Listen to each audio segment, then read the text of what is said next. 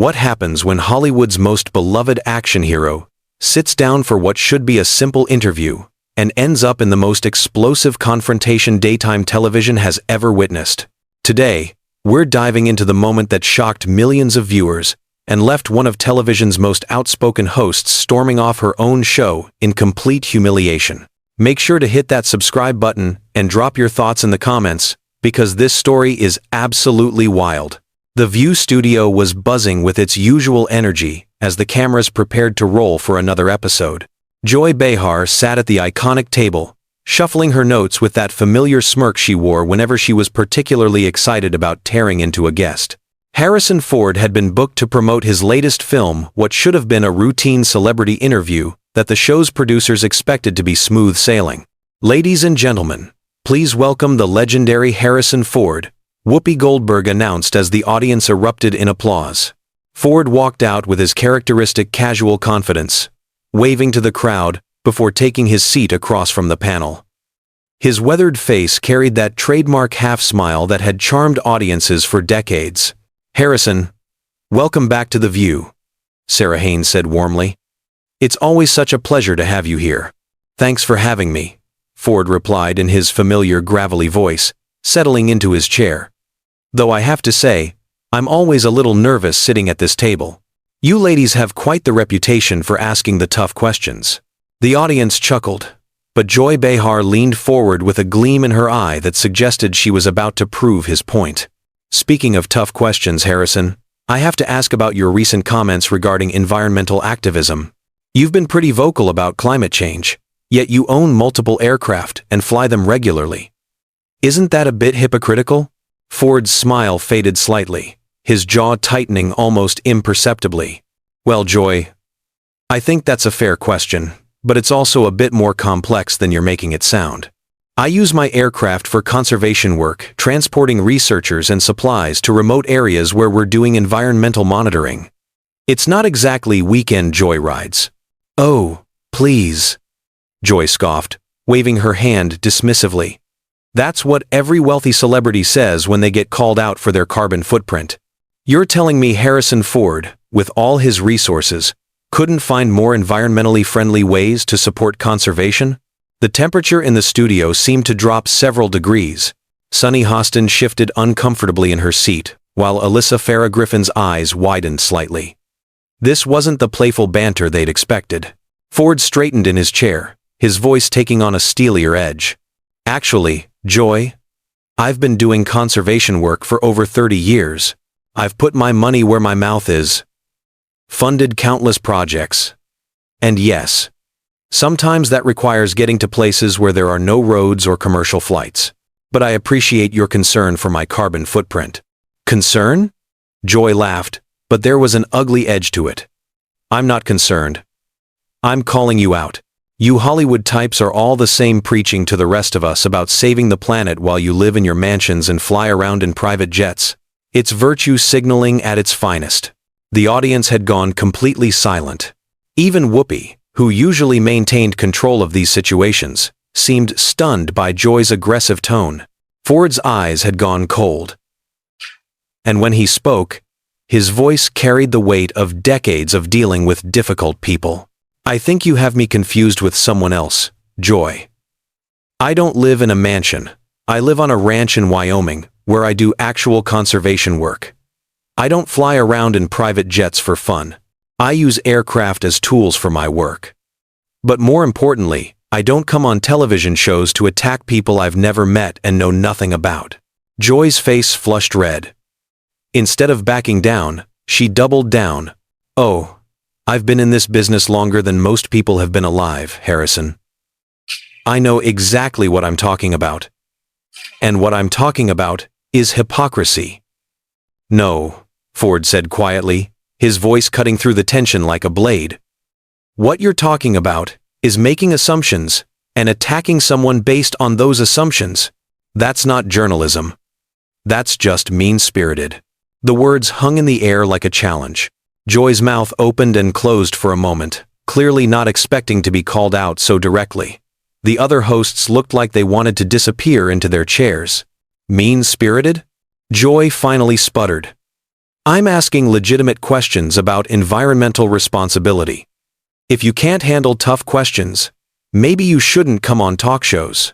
Ford leaned back, studying Joy with the same intensity he'd once brought to interrogating suspects as Indiana Jones.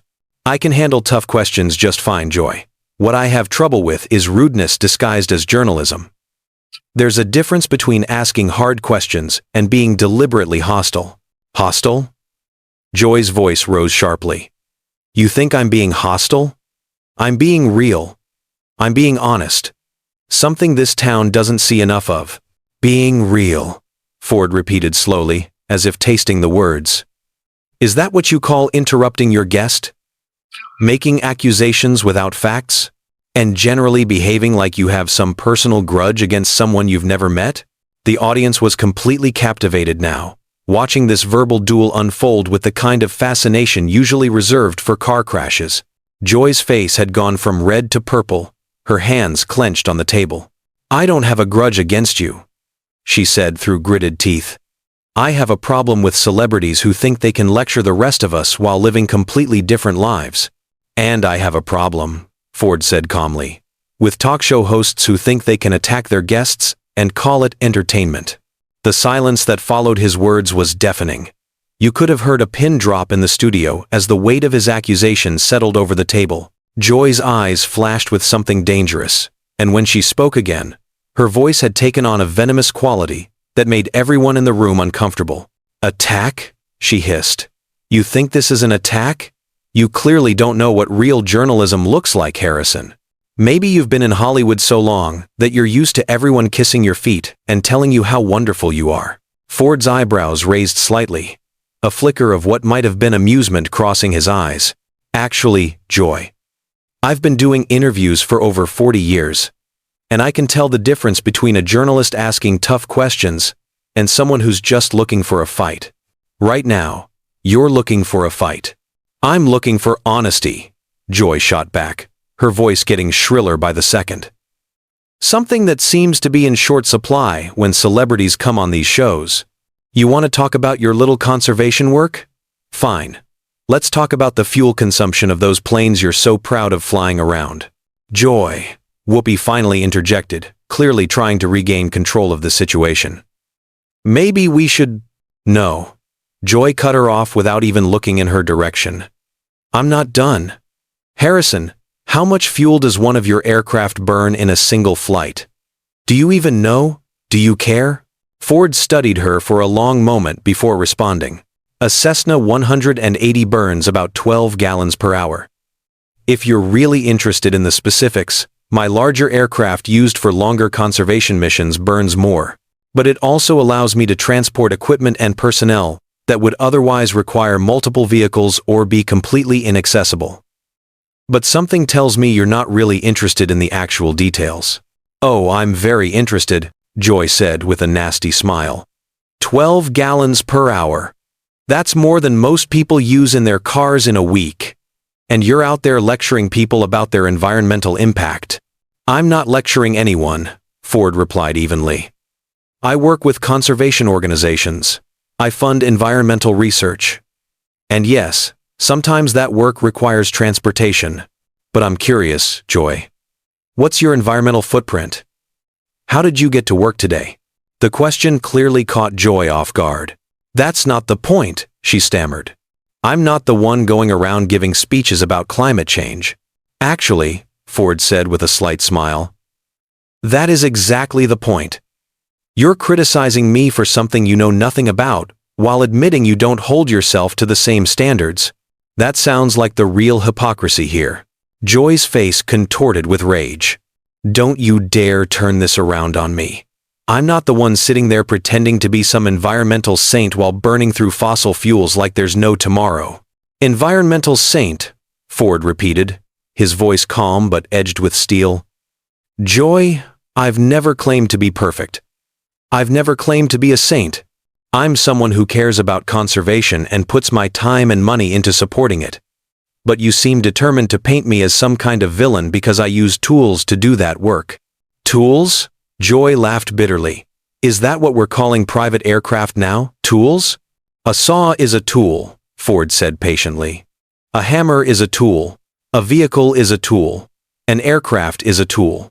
They're all devices that help you accomplish a task. The question is whether the task is worth the cost. In my case, the work I do has helped protect hundreds of thousands of acres of wilderness and countless species. I'm comfortable with that math. Mike order men, and with that. I'm comfortable with that math, Joy repeated mockingly. How convenient. I bet you're comfortable with a lot of things when you can afford to be. The other hosts were now visibly distressed. Sarah Haynes fidgeted with her cards. Sunny Hostin stared at the table. Even Whoopi seemed at a loss over Joy's increasingly erratic behavior. You know what, Joy? Ford said, his patience finally beginning to crack. I came here to talk about a movie. I came here to have a conversation with intelligent people about work that I care about. I didn't come here to be ambushed by someone who seems to have a personal vendetta against people who actually try to make a difference in the world. Vendetta? Joy's voice cracked slightly. You think this is personal? This isn't personal. This is principle. This is about calling out the hypocrisy that runs rampant in Hollywood. No, Ford said firmly. This is personal. This is you taking out whatever frustrations you have on someone who's done nothing to deserve it. And frankly, it's beneath the dignity of this show and everyone else at this table. The camera caught the exact moment Joy's composure completely shattered. Her face went white, then red, then white again. When she spoke, her voice shook with barely controlled fury. How dare you, she whispered. How dare you come into my workplace and lecture me about dignity? You don't know me. You don't know what I've accomplished. You don't know anything about what I've done for this industry. You're right, Ford acknowledged. I don't know you personally, but I know what I've seen here today. And what I've seen is someone who invited a guest onto their show and then spent the entire time trying to humiliate him. That's not the behavior of someone who cares about this industry or this show. Joy stood up so abruptly that her chair rolled backward into the set piece behind her. That's it, she said, her voice now loud enough to echo slightly in the studio. I don't have to sit here and listen to this from some washed-up action star who thinks he's better than everyone else. The audience gasped audibly. Ford remained seated, but his expression had hardened considerably. Washed up? He repeated slowly. Well, that's certainly professional. Professional? Joy was now gesticulating wildly, all pretense of TV composure gone. You want professional? Professional would be admitting that you're a hypocrite, instead of sitting there acting like you're some kind of environmental hero, while you burn through more fuel in a month than most people use in a year. Joy, Whoopi said urgently. Maybe you should. Maybe I should what? Joy snapped, whirling on her. Maybe I should sit here and let this guy insult me on my own show? Maybe I should pretend everything is fine while he talks down to me like I'm some kind of amateur? Ford finally stood up, his full height adding weight to his words. Nobody's talking down to you, Joy. But if you can't have a civil conversation with your guests, maybe you should reconsider whether this is the right job for you. The words hit Joy like a physical blow. Her face cycled through shock, rage, humiliation, and finally something close to panic. When she found her voice again, it came out as a strangled shriek that made several audience members flinch. Reconsider whether this is the right job for me?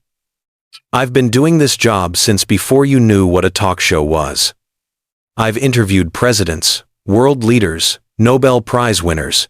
I don't need some aging movie star telling me how to do my job. Ford remained unnervingly calm in contrast to Joy's hysteria.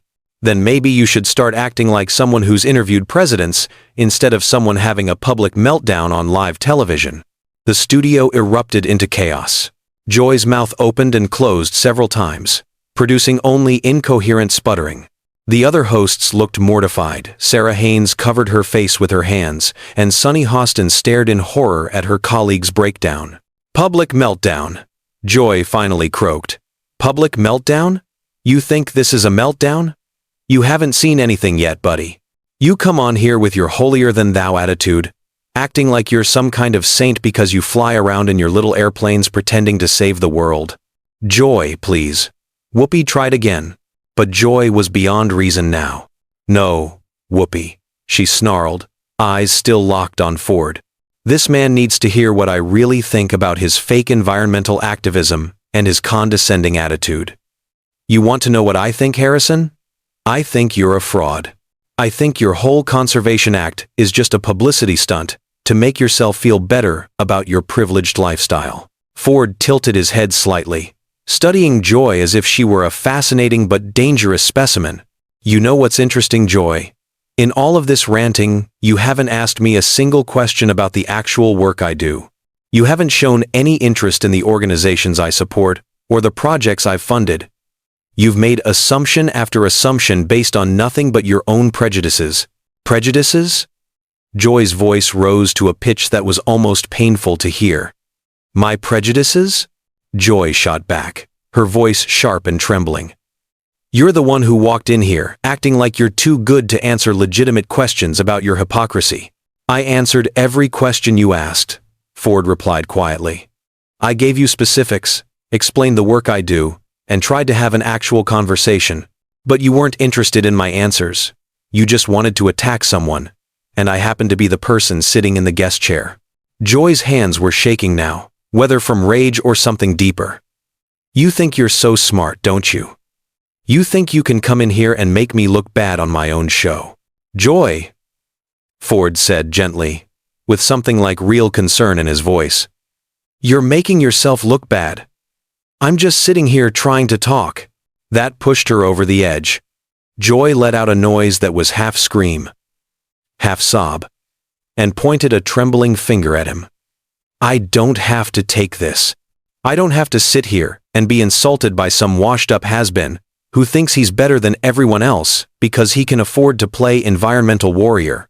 Joy, Whoopi said desperately as she stood. Maybe we should take a break. No. Joy cut her off, the words slicing through the air. No break. I'm done. I'm done with this interview. I'm done with this disrespectful guest. And I'm done with this show. 60A. Joy. And revolted. No break. Joy cut her off. Joy cut her off. Joy cut her off. The entire studio froze except for the ragged sound of Joy's breathing. Ford remained standing, watching the meltdown unfold before millions of viewers. His expression calm but unreadable. You're done with the show? Sarah Haynes asked quietly, visibly shaken. Yes. Joy snapped, her voice taking on a frightening manic edge. I quit. I'm not going to sit here and be treated like this on my own show. I quit my own show. I quit my 22A. Which one's do that, not 10? Having the 77th. I quit my known dations. I quit my known dations. One site. If this is the kind of guest we're booking, if this is the level of respect I get after decades in this business, then I'm out. She began ripping off her microphone, her hands fumbling violently. The feedback screeched through the studio, making everyone wince. You can find yourself another host, she declared, to no one in particular. Someone willing to put up with arrogant celebrities who think they can come here and humiliate the people who made them famous. Joy, please. Whoopi tried again. Don't do this. Let's just... Nothing, Joy shouted, slamming her microphone onto the table. I'm done. 30 years in this business, and this is what I get? Disrespect from some guy who thinks flying around in airplanes makes him an environmentalist. Ford finally spoke, his voice steady, cutting through her hysteria like a blade. Joy, I never disrespected you. I disagreed with you. I defended myself when you attacked me. But I never disrespected you. And if you can't tell the difference, then maybe this really isn't the right job for you. The words struck her visibly. She stood there, swaying slightly, her face flickering through shock, rage, humiliation, and something that looked dangerously close to panic. Then, without another word, she turned and walked off the set, her footsteps echoing in the stunned silence. The camera stayed on the remaining hosts, frozen in disbelief. After several long seconds, Ford calmly sat back down and adjusted his jacket as if nothing unusual had happened. "Well, Whoopi," finally whispered. "This is live television for you." Ford looked directly into the camera, his face stern but composed. "I want to apologize to the viewers. That wasn't my intention today.